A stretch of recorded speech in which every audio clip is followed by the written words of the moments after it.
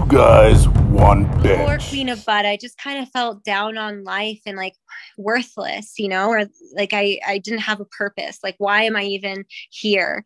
And so I made this list of all of the things that I'm super passionate about: interior design, marketing, branding, strategy, product development, and social media and public speaking. And now if you look at that list, at the time it was a bunch of random things, and then now you look at it and it's everything I'm currently doing with Queen of Bud. So that's kind of cool. And I actually get to, even though I work a lot, I get to actually enjoy it. Before, with the other companies and failures, it wasn't my true passion. I was doing it for the money. And once you actually make money doing your passion, it really changes your life.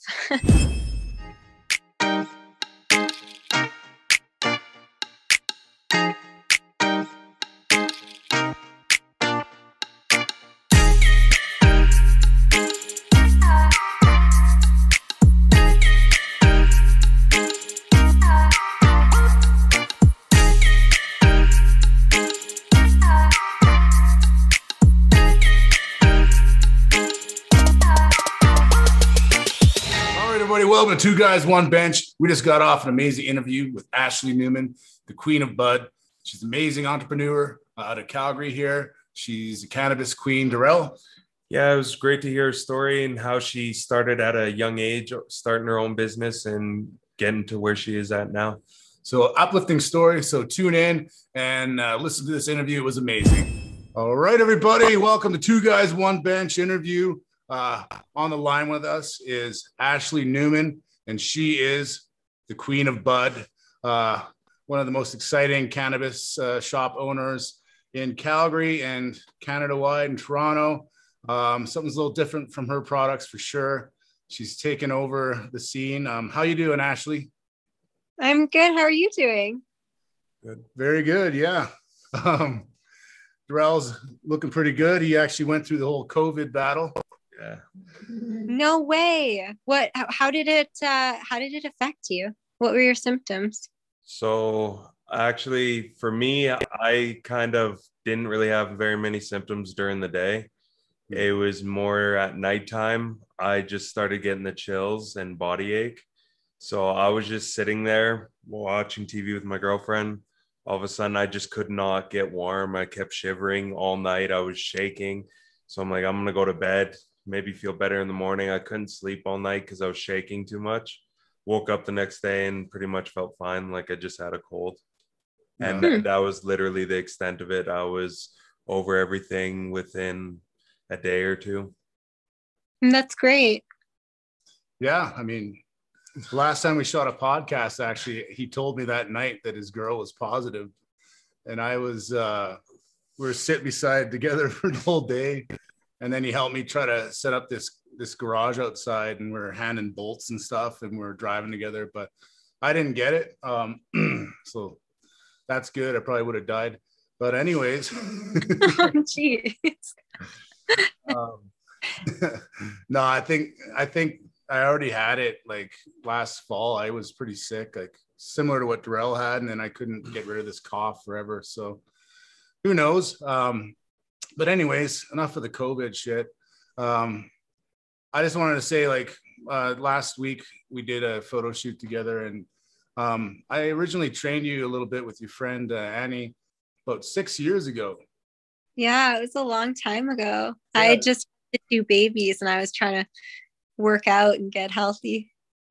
Yeah. So yeah, I remember I was doing some kickboxing pads and everything. And I just remember like you're kind of going through a rough time there anyways. And just to run into you through our mutual friend Jose and see how awesome you're doing. It's pretty amazing. And I felt like the whole world and whoever listens to this podcast should hear your story because it's pretty awesome. Oh, thank you. Yeah, it's been from the time that we met. I mean, so much has gone on, and I don't know. I feel like I made it. I made it through the hardest times.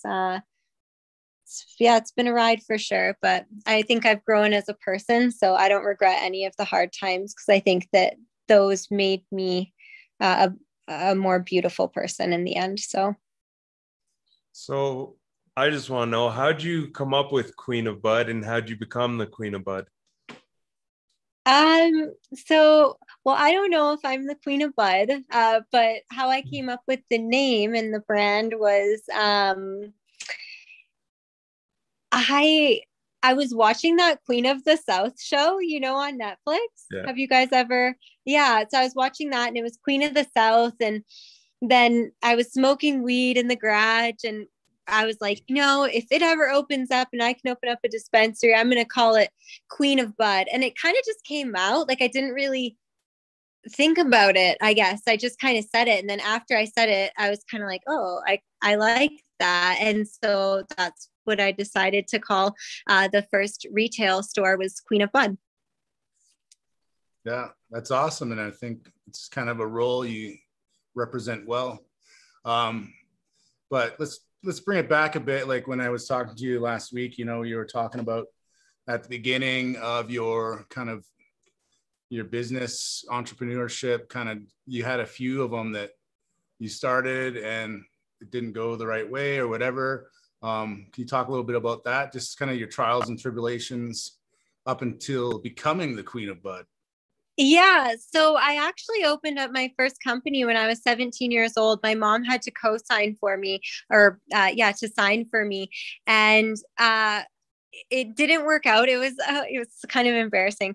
It was a record label called Urban Noise, and I trademarked the name, and I learned about how to do all of this stuff. I met some great people in the industry that kind of educated me around certain things.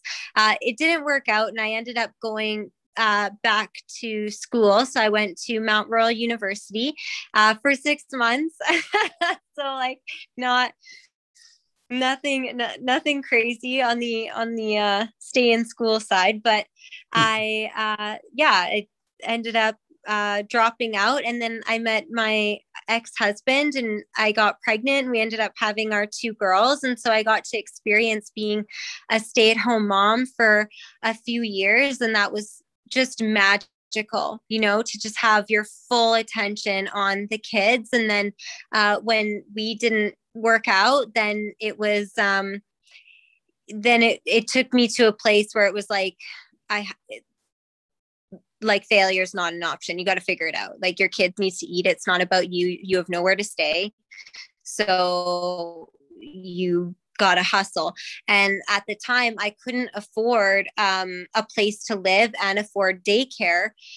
So I had to start my own business because I had to bring my kids with me. I had no one to look after them. So I kind of was forced to become an entrepreneur. And so I tried a variety of different things, selling blueberries to China, ice wine to China. I had a marketing company. I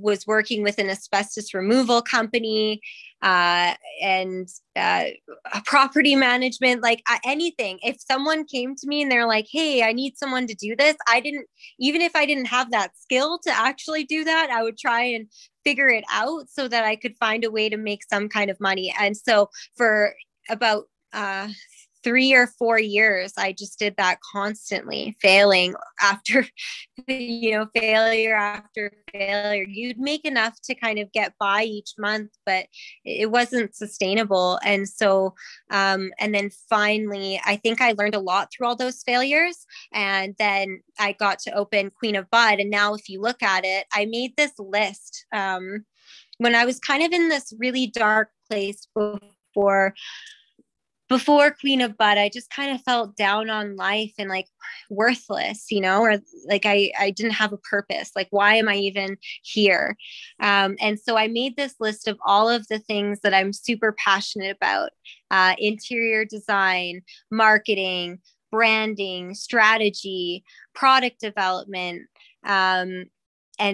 social media and public speaking. And now if you look at that list, at the time it was a bunch of random things, and then now you look at it and it's everything I'm currently doing with Queen of Bud. So that's kind of cool. And I actually get to, even though I work a lot, I get to actually enjoy it. Before, with the other companies and failures, it wasn't my true passion. I was doing it for the money. And once you actually make money doing your passion, it really changes your life. Yeah, definitely. I mean, I've kind of followed my own passions throughout the years. Like when I met you, it was training people, but the problem was that I was working for someone else, as you know, and that kind of dampens the passion. Darrell as well. He's a personal trainer, and he's gone through several companies, and it's just kind of it always feels like someone's robbing you of not only your passion, but your money.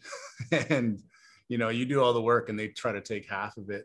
But it's awesome that you've gone through all those journeys, and now it's like all those things kind of came together, all those little things you might have learned along the way, with marketing and stuff, starting companies, and then all of a sudden now it's all playing in together. And it sounds like when I meet you, I'm like, this girl is passionate about cannabis. I mean, you have a bag full of your products right now. When I asked you mind showing us some of your stuff, maybe blazing for us? You're like, okay, I'm just going to go get my giant backpack full of stuff. Yeah. Super handy. As I was saying, I used to have fancy purses, and now I just got this really awesome black velvet backpack currently from Costco on sale for $30, and I love it. It's so convenient. I throw my weed in there, I throw it on my back.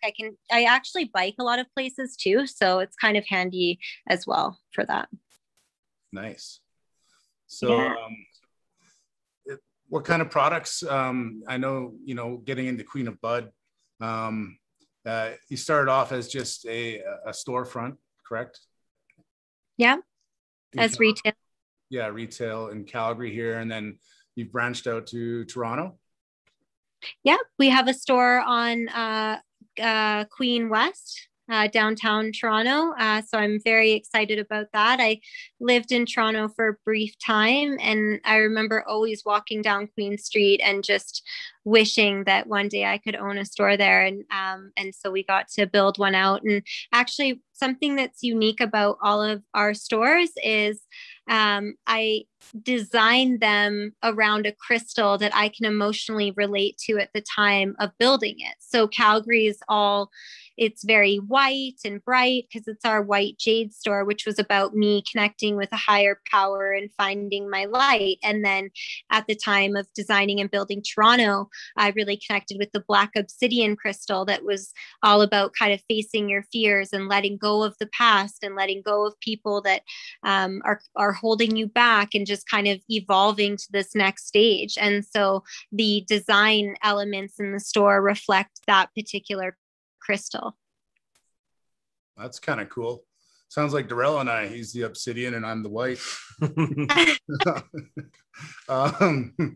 But you also talked about, before we started, about branching out and possibly going to the States. Do you want to talk a little bit more there? Like, what areas or markets are you looking to break into?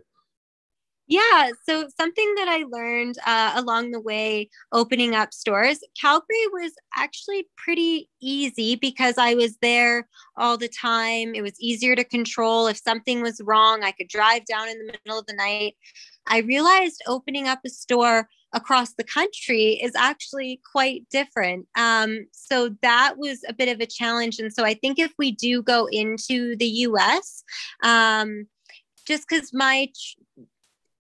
if we do go into the US, then I think we would look at like a franchise or a licensing model.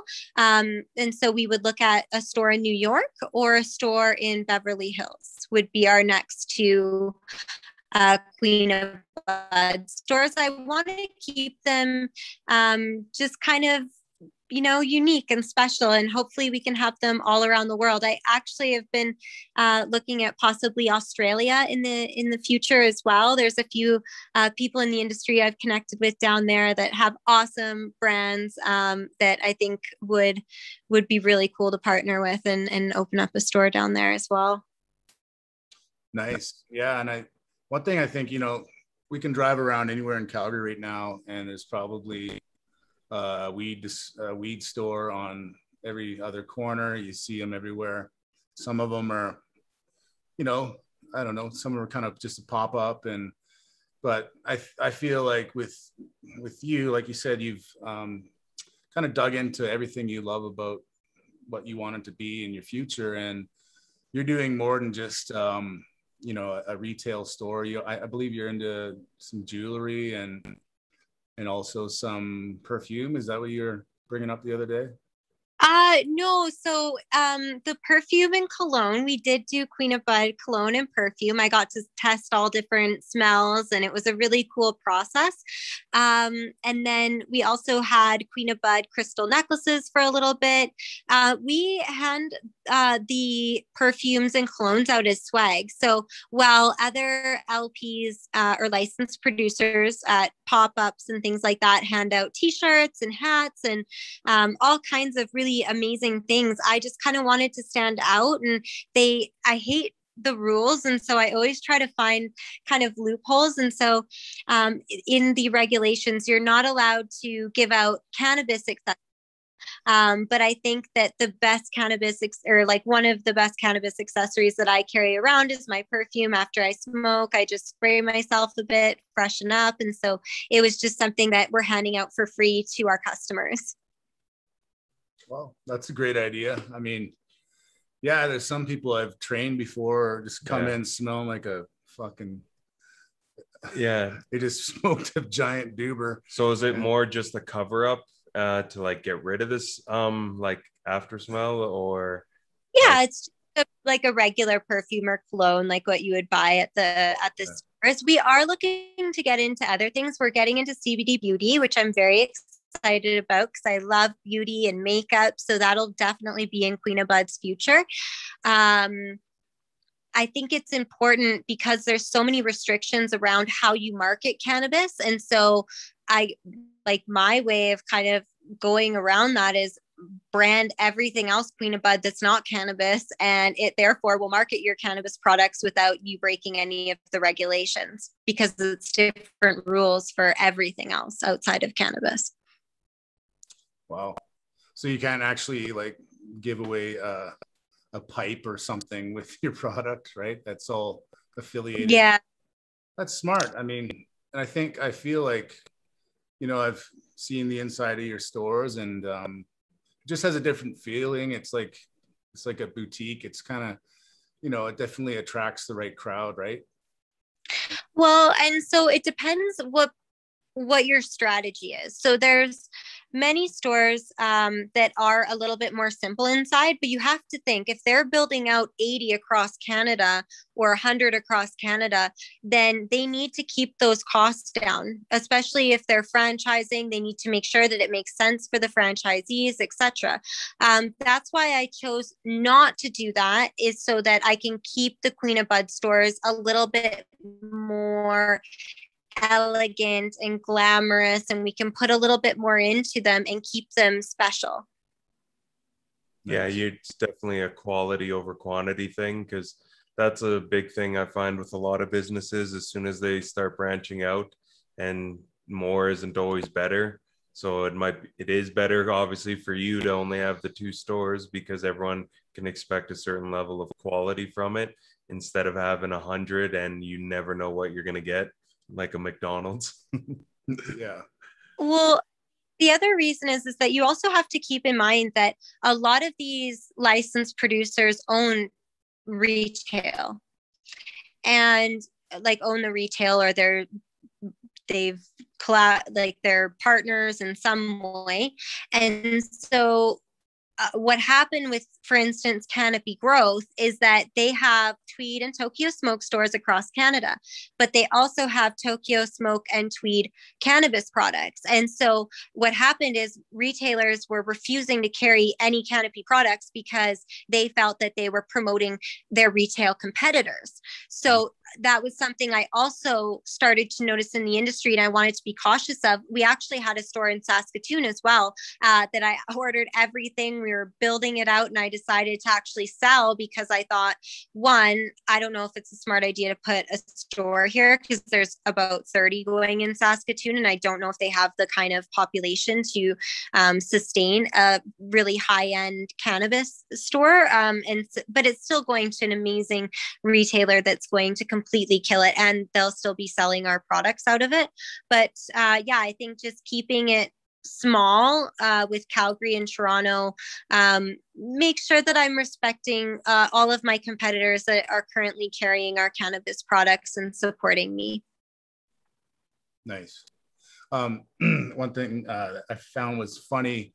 I just confirmed with you last time we spoke, but we have a mutual friend. Darrell knows him. Brandon Boudreau. Darrell probably he's the king of bud, but but anyways, he was kind of like a superhero in action at one of your stores. I don't know if you mind talking about that, but no. Okay, so when I first opened Queen of Bud, like the 𝐓.𝐆.𝐻 used to call us the guinea pigs. I think I was the third or fourth store open, and Alberta was the first province, so in Canada. And so I was kind of like, can we be pet friendly? And they're like, well, I don't know, it doesn't say you can't, or can we do this? And so it was really cool at the beginning because there was no like, can we price match? And we kind of got to the first few stores got to kind of make things up as we go. But Brandon, he was a regular at our store. I was concerned when we first opened the store that there was going to be some security issues, getting robbed, etc. There's been minimal issues in the store. And so one of the small issues that happened was we asked a customer for his ID. We have to ID. It could be the 𝐓.𝐻.𝐿C tricking us, and then, it goes against that particular bud tender. So they want to be cautious. And so this guy, he didn't have ID, so we said we couldn't serve him. And he actually picked up one of our big planters on the ground and like threw it across the counter and then ran out of the store. And so Brandon stands up. He's huge. He's so muscular. We have it on camera, rips his shirt off and like runs after this guy. It was insane. It was insane. So yeah, that was one of our like best Queen of Bud moments, was definitely that one. Funny because at the time I was training him mixed martial arts, and yeah, he would always like, hey Russ, drop me off at Queen of Bud. And he's from the south. He's like, Queen of Bud, Russ. So I dropped him off after practice. But he's like, he came in one night and he's like, you would never believe what happened. I was like, okay. He's like, and then he showed me a video. Your people must have given him the security footage. Oh, like replayed over and over again. I think everyone saw that video. Yeah, it's like watching like a superhero movie, how quickly he moved. Like this guy chucked the plant, and then you just see Brandon just like go from like 0 to 100 miles an hour, and then just slam him in front of the door, and then he rips his shirt off, and the guy just like, holy shit, and runs. That guy picked a really bad time. Like, I don't even know why Brandon was just chilling on the couch, like hanging out. He bought some weed. I think he was surfing some YouTube videos. Like, I don't know what he was doing, but that guy picked a really bad time to throw that plant. Yeah, he probably just had a good Wi-Fi connection there, so he was chilling. Oh yeah. Well, I haven't talked to him in a while. I'm gonna send him this clip and make sure he's okay. So as a business owner, and obviously, like you're saying, getting into at first you were the first to do it. Do you find there was like more barriers to overcome, being that you're also a female business owner in this like market? Yeah, I have always been told that being a female is a disadvantage in business, especially over the last few years. Not when I opened Queen of Bud, but prior to opening Queen of Bud. And I definitely saw those disadvantages, and it sucks at times. And then with Queen of Bud, that was why part of the reason I made myself the brand and made it feminine, and it was about women empowerment and inclusion. And now I find I don't really notice being a woman as much as I did before, because I feel like I've taken what people would see as a disadvantage and turned it into my greatest advantage. If I had been a man and tried to execute the same thing, I don't know if I actually would have been successful. So I know that there's a lot of disadvantages, but I believe that you can turn those into an advantage. Yeah, kind of what's making you stick out in the beginning will kind of benefit you in the end. Because like you said, with your line, it would be different if you're marketing Queen of Bud or you got Russ over here marketing Queen of Bud. I'm not going into Russ's store. That's just not happening. Come on, man. I'm the Queen of Bud. Yeah, exactly. And I think just that branding was perfect. And I mean, you've been taking off ever since. But I think your story is pretty awesome. And what would you say to like some entrepreneurs out there that are at, their second failed business or whatever, and they're going, you know what, I've had enough. I'm at the end. I'm just going to go get a job at, whatever, Home Depot and cut some wood. What would you say to them? What I would say, is that there's a reason a very small percentage of people become successful as an entrepreneur. Keep in mind, I opened my first company when I was 17 years old. That means I had 10 years worth of failures before I had a success, and I had to keep going. And there was tons of things. As I said, I probably tried like 20 different business ideas during that time that didn't work out, that failed. But if I hadn't experienced that, I wouldn't have built the skills to actually execute Queen of Bud flawlessly so it could be a success. So you have to keep going every single day, and it doesn't get easier. Like being an entrepreneur, if there's something that you are so passionate about that you like live and breathe and you're obsessed with it, then become an entrepreneur and do something in that business. If you try and be an entrepreneur and do something that you don't love, it is so hard already, because every single day, even to this day, it's not like, oh, I opened Queen of Bud and we like made a bunch of money and my life is so easy now. I'm still suffering. Every day I sacrifice, every day I suffer. There are now just bigger problems that I have to deal with. There's more stress, more multitasking. It doesn't get easier, it gets harder. And that determines if you want it more than anyone else. And what are you willing to sacrifice? For me, I don't have many friends. I value my time with my girls as much as I can get it. For me, it's like, you have to be disciplined to get stuff done every single day. When I look at an email, there is never, I'm like, ooh, mark is unread. I'm going to deal with this right now, because in another 5 minutes, I'm going to have another 10 emails saying that there's a million other problems I got to deal with. So don't procrastinate, be disciplined, keep going, be resilient. There's lots of people that want to be a successful entrepreneur. There's lots of people that are talented, but at the end of the day, who has more heart? Who's willing to sacrifice the most? And I tell you that I am where I am because I don't know a lot of people that want this as much as I do or have the vision I do, and I will not compromise. Yeah, it kind of goes to show like all the motivation you've been talking about since you're 17. Most people have no fucking clue what they want to do. And even attempting to start your own business is like crazy. That's some confidence in yourself.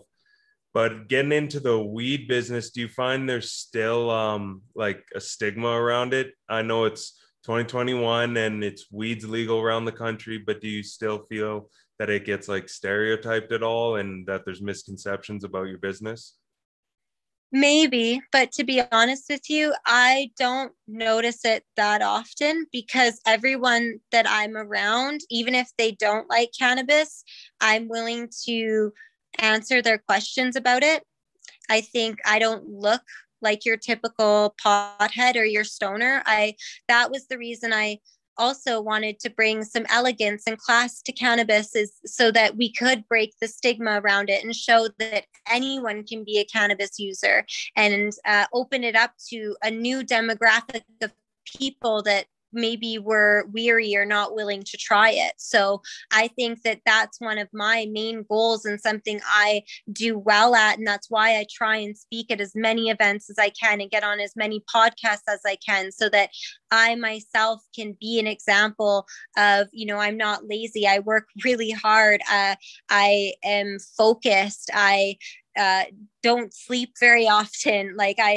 There's a stigma attached with cannabis or a stereotype, and I don't fit that. So I think by just being me and getting out there and talking about cannabis will eventually break that stigma. And I hope that cannabis will eventually become as popular or as common or normal as alcohol is.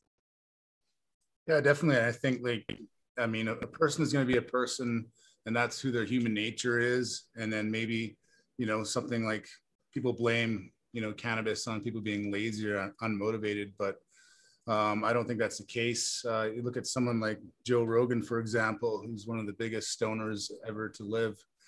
And he's, also one of the most successful guys in the world. He never seems, on a few of his podcasts, he goes deep and he goes to the next level, but he seems, he's such on top of his game, and you do as well. I was kind of joking with you, with our videographer, Jose. I'm like, Jose, you got to slow down a bit. You're like, I'm fine. I smoke weed all day long and I run a company. I'm like, that's pretty awesome.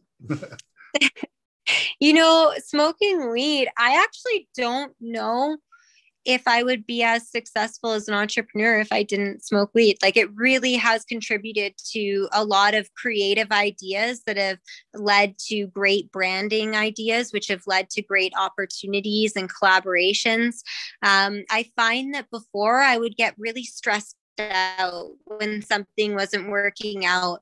And when I started kind of using cannabis more, I could sit back and really look at the situation, and I could more so reflect on myself and how I was handling things. Before I smoked cannabis, I think it was easy to just blame the world and be like, I have bad luck, or, oh, God's punishing me, but it's not.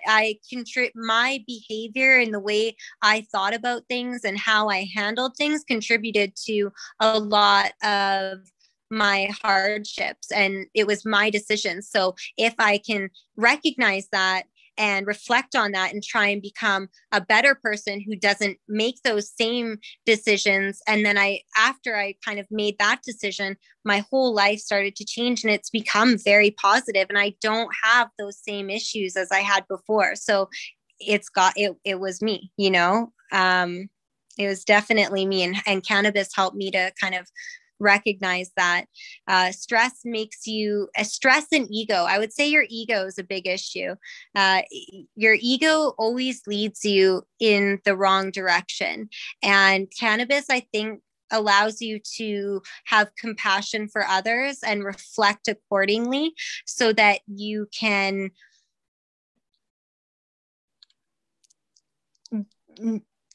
really think about things clearly and logically. Yeah. Not with a lot of emotion, just more logical. When you're stressed, you can't think clearly. Yeah, 100%. That's funny. I was just going to mention that. I lived in Japan 11 years. Say this every podcast. It's my identity. It was a large part of my life. But over there, they're so anti-drug. Everything is, weed and cocaine are the same thing. You do them and you're doing the same thing. And so when I moved back to, Canada in 2013, I'm like, it still was illegal, but everybody smoked weed or, had some sort of cannabis. And I did kind of get into it. And, every now and then it was, for me, I got a medical license so I could sleep better. It definitely helped me unwind at the end of the night. But what I found was, like you said, with the ego, I think drugs, let's say like alcohol, Darrell doesn't really drink at all. I guess he doesn't smoke anymore, but he's straight edge because, he's trying to be one of the best powerlifters in the world. And they definitely frown upon anything that's not, legal or whatever. But for me, I think like alcohol is the biggest, besides guys doing nose beers and Coke. It's one of those things that really feeds your ego. Like you start drinking, you think you're the man, you think you're, you get all these crazy ideas, and it's just turns your ego into the highlight. And what I liked about cannabis is it and a lot of people don't like this, it makes you like dig deep into some shit you're hiding. And like, that guy you bullied in grade 6, you start thinking about him, you're like, I was a piece of shit back then, I should probably not, and all these things that you have deep down inside you that you got to get rid of, and just not get rid of, but just clear. And I think a lot of people, it's like they have a computer that's full of this memory and bad energy that they still hang on to. But for me, it's kind of allowed me to clear that. And then, over the years, you don't get that same kind of paranoia or just feeling like you've done something, wrong towards people because you've cleared it. That's my perception. Yeah, I think it's made me a better businesswoman too. It makes deals very easy because before I think my ego got in the way and maybe I was explaining things differently than I do now. Now I'm super transparent. This is exactly how it is. Do you think we got a deal or we don't have a deal? And then just really communicating well so that people understand my feelings and where I'm at, and being compassionate towards theirs, being fair in business. I think a lot of people believe business has to be really ruthless and, you got to step on people to get to the top. I don't believe it has to be like that. I believe that the most beautiful things come from collaboration, and I wouldn't have a business if I hadn't helped other people in the past. I was a founder of the Alberta Cannabis Council, and I've helped numerous stores, probably 30, 40 stores open. I'll do their order forms. I'll help them with their POS systems. I'll go in, I'll help them with staffing, whatever they need. I've done that since I opened Queen of Bud. So for 2.5 years with licensed producers, they would come in, they'd be like, oh, do you think we can do a pop-up? No problem. Whatever you guys want. I was always, oh, you need more cases bought this week to meet your expectation. No problem. Like I've always just helped people. And then now it's like, I don't compete against anyone because I'm probably in a partnership of some kind with them. Whether it's buying product off of them or growing for them, packaging for them, or buying something off of them wholesale so that they can manufacture something that I don't have the ability to manufacture in our current facility.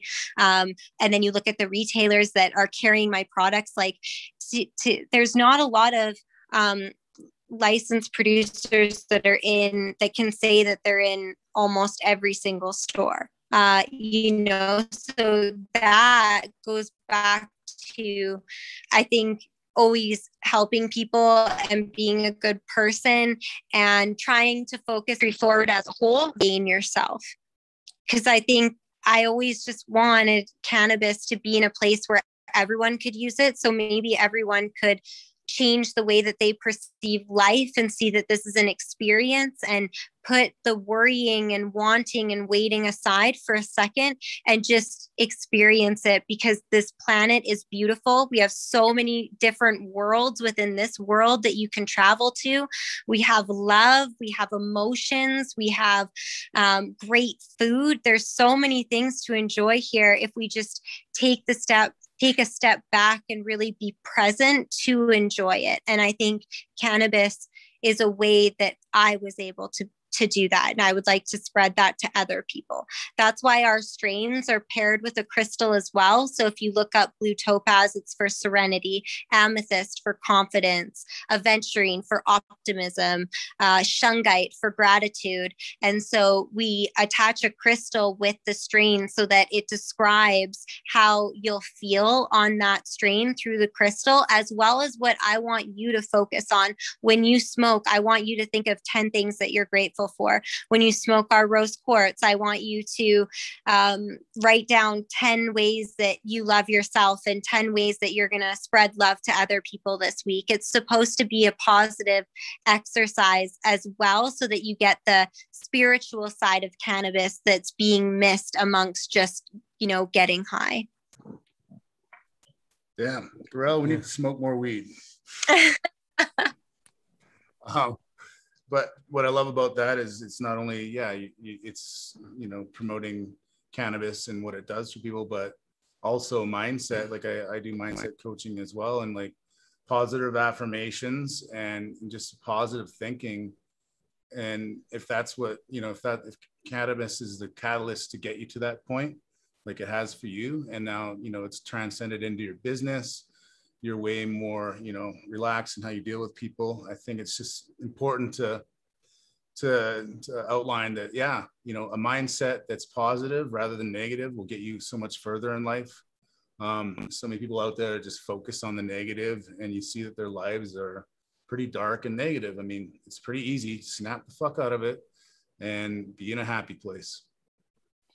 Well, I think a lot of people kind of make fun of the saying, think positive. And they're just kind of like, it's kind of almost cliche or lost its luster. It's if you think positive about a situation, like let's say I'm in a bad mood, I go into the grocery store, I don't want to talk to anyone, and I walk out. Or what about if I'm in, thinking positive, in a good mood, I start chatting, maybe make some conversation. Oh, wow, now I've met this person. Now there's an opportunity. Like it does affect what you attract into your life, how you handle situations, and how you what your perception is. And I think perception creates reality.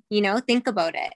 If you could have the exact same situation, but depending on how you thought of it would change how you saw that situation. So I just choose to think of whether it's a bad situation or not. I just try and think of it all as positive, because either I'm going to learn something. There's always an opportunity or a lesson hidden amongst the darkness. So when the darkness comes, I'm not fearful of it anymore. It's kind of like, okay, I see you, but let me figure out why you're here and how this is I'm going to turn this negative into a positive. Yeah, it's like we've talked about on previous podcasts, just taking accountability and accepting situations for what they are. And instead of being a victim in the situation, like how you have been, you taken all those lumps in stride. Like a lot of people might have at 17, when they tried the first business and it didn't work, just be like, fuck it, I'm not doing this shit anymore. Like I'm not going to extend myself like that ever again. But like you said, you were doing whatever it took. And obviously now it's paying off because of that mindset, where people got to realize things aren't going to go good on the first try. Like all the successful people you see around, they didn't get it right on the first try and at a really young age, but they've had that drive for a long ass time. That's not something that's just going to come overnight. You got to slowly work at it. And I think more people, if they just change their mindset, could do more with what they're given, regardless of their situation. Yeah, absolutely. Yeah, definitely. And I feel like in my industry with personal training and, owning a gym now, if you think of it this way, I'm also I'd call it a drug dealer, but I'm a dispensary. I help you dispense your dopamine, and by the end of a workout, you're going to feel pretty damn awesome. And by the end of a training session with me, if I just told, like I've seen trainers out there that just tell their clients all their problems and how much shitty their life is. And I'm like, no, that's their hour. So when I speak with my clients, it's like a counseling session almost. And by the time they're done, they've unleashed all these dopamines. They're feeling amazing. They've got out all the shit that's going on in their day. And then they go on and have an amazing evening, or maybe if it's an earlier session, the rest of their day is pretty awesome. So, you know, getting everybody high on their own supply, but for me, that's so much more meaningful. And like, and when I talk about mindset and being positive, you know, if I'm not that guy for everybody else, then, you know, I'm going to be pretty bad at what I do.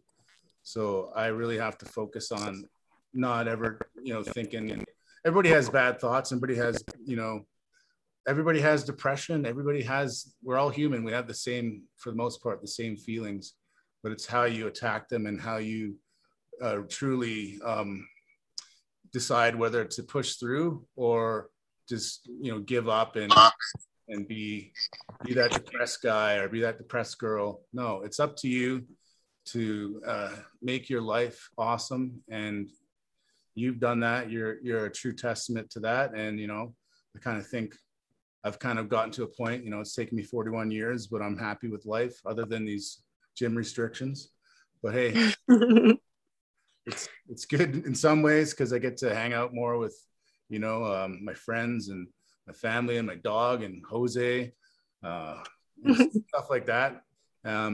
Yeah. So you've accomplished a lot already, but where do you see yourself in about 5 years with your company? Yeah, people say that, like, they're like, wow, like you've accomplished so much. In my mind, I feel like this is just the beginning. I feel like there's so much more to come. So I do try and celebrate the small wins, but in my mind, I mean, I definitely think that we're going to open up more stores. We're going to be exporting. Our facility can be GMP certified to export. So I think that's something we'll definitely look at, is expanding not just the retail brand, but also the cannabis brand. I'm so proud of the quality that our team at 𝐏 is coming up with. They truly love these plants and treat them like their children. And I think that that's reflected in the products that we've been launching. I mean, you can have a great brand, but at the end of the day, especially in the cannabis industry, you need to have quality and everything has to be on point. I mean, our papers, I tested numerous cones to see which ones didn't change the flavor of the cannabis, which ones weren't the best, how big is the filter. Everything we do is hand trimmed, hang dried, hand packaged. That all comes at a higher labor cost. And we put that in to ensure that the details are there, because if you want to, the difference between good and exceptional is the details. And in cannabis, if you have the ability to add those details, why would you not?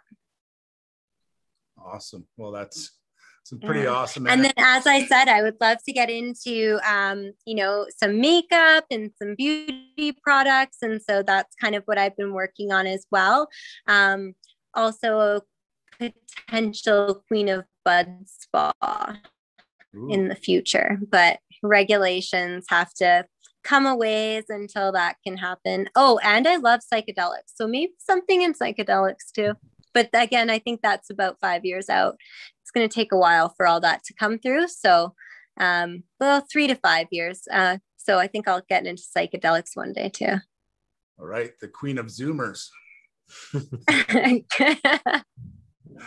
Yeah, definitely. That's the next step. And, you know, as where cannabis was 5 years ago, that's kind of where the psilocybin is right now. And, that's a huge one. I mean, cannabis is proven to be a medical, you know, plant that helps so many people, but also like these psilocybin mushrooms are definitely changing people's outlook on life with depression and all kinds of other medical, you know, with migraines and tons of things. So, you know, it's time to stop letting the government make these plants fucking illegal.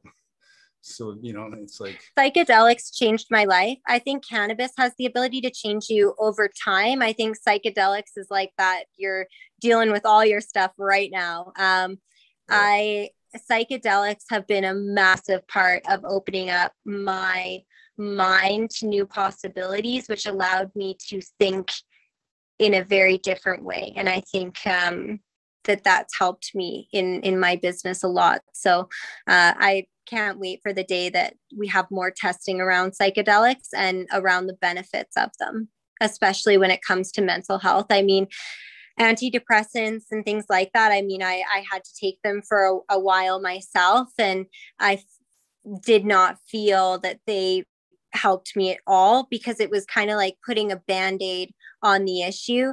And I think you got to dig deep. You got to reflect on yourself. You got to dig deep in the past. You have to forgive the past. There's lots that you have to deal with. And if you just deal with that, then it becomes a lot easier to enjoy the experience. And if you're fully aware of what's going on and how you're, you know, choosing to live your life and you're enjoying your life, then there's no room for depression. And you can easily enjoy your life when other people's opinions and society and what I thought I should be and how I should act. And then once I kind of decided to be myself, I realized people actually like me a lot more this way. And I have the ability to create something really cool, and I get to do it around kind of my personality and who I am, and people actually like it. So I don't know why I was faking it so long, and I feel like psychedelics kind of helped me to find that. Yeah, definitely. I think everybody needs to eat 5 grams of mushrooms at one point in their life and figure it out. How do our viewers reach out to you? Anything exciting coming up? I mean, you got everything on the go. You mentioned a few things. Yeah, so we have some new formats and new cultivars launching. So I'm very excited about that. We are also bringing Queen of Bud cannabis to multiple provinces, not just in Alberta. We're going to be coming to Saskatchewan and a few others. So I'm very excited about that. You can always follow me on Instagram, Ashley Newman Official. I will always check as many DMs as I possibly can. So if you have a question or want to know about our products or how to get into the industry, anything at all, please feel free to reach out to me directly. I'm also on LinkedIn. You can also follow Queen of Bud Shop and Queen of Bud Cannabis on Instagram. Awesome, Ashley. Well, thanks for speaking with us. In times like this, it's awesome to have a positive and really successful person like you come on and lift some spirits. Well, thank you guys so much for inviting me, and I hope you guys have a great night, and thank you for considering me to come on. No problem. Anytime. Talk to you soon.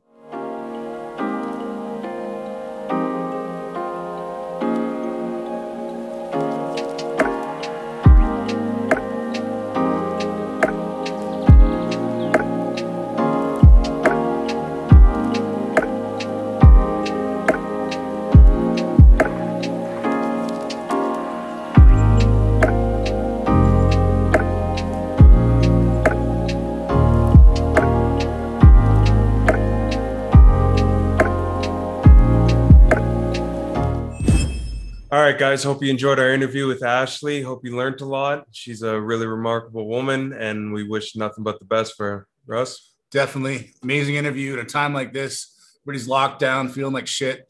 It's good to have a good, uplifting story. Also, we have a lot of uplifting sponsors to sponsor the podcast. Make sure you check out them after this take. I'll have their commercials there. And don't forget to eat big, Train hard, and always be fight ready. 2 guys, 1 bench. Shit talking. Straight sports. Combat sports. Game over.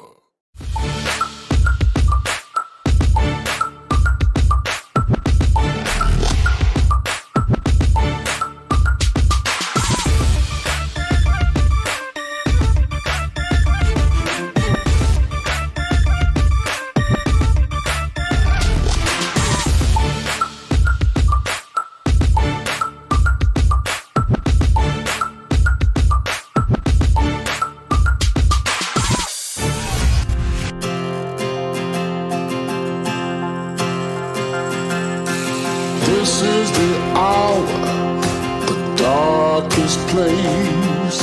It's a good world, good world gone bad.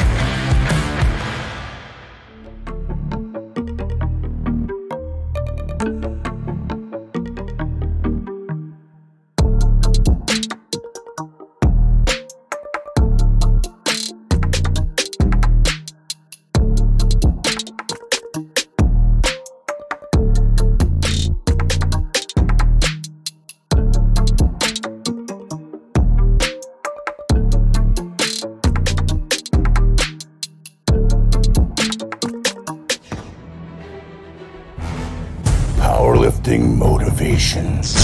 Her lifting. With Jana. Her lifting inside edition.